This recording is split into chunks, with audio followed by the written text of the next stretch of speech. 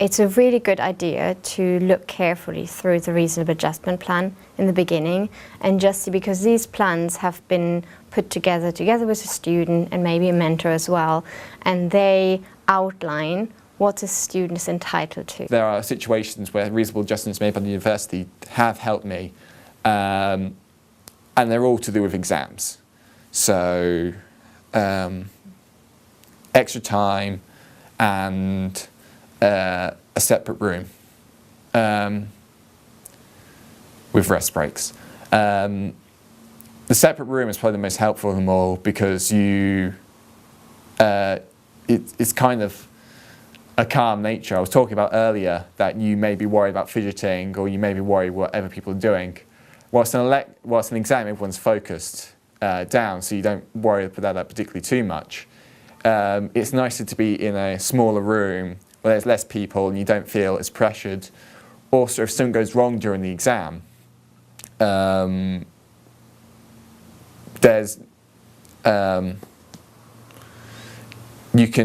rest breaks would very much help you there. If you get distressed, you can go out the room for a bit, calm down for a bit, and then come back in and just continue off like nothing happened.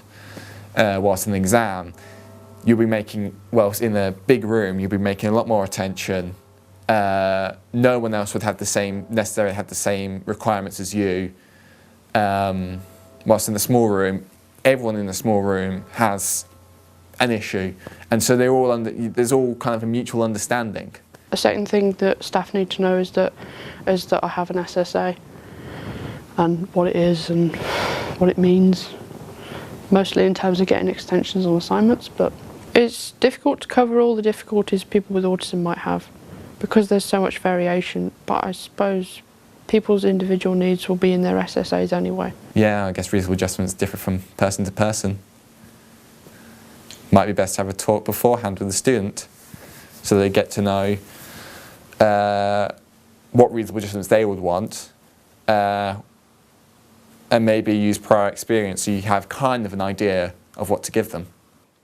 When a student asks for an adjustment, even though it might look like it's not necessary, it most likely is. For example, if a student says that they can't cope with exams and they have to have an assignment instead, or whatever it is that might look like it's not fair to the other students, that's not the lens under which we should be examining those cases, because they're not like other students. We're not talking about somebody who has to go on vacation, so they can't be here on exam day, so maybe they could get an assignment instead.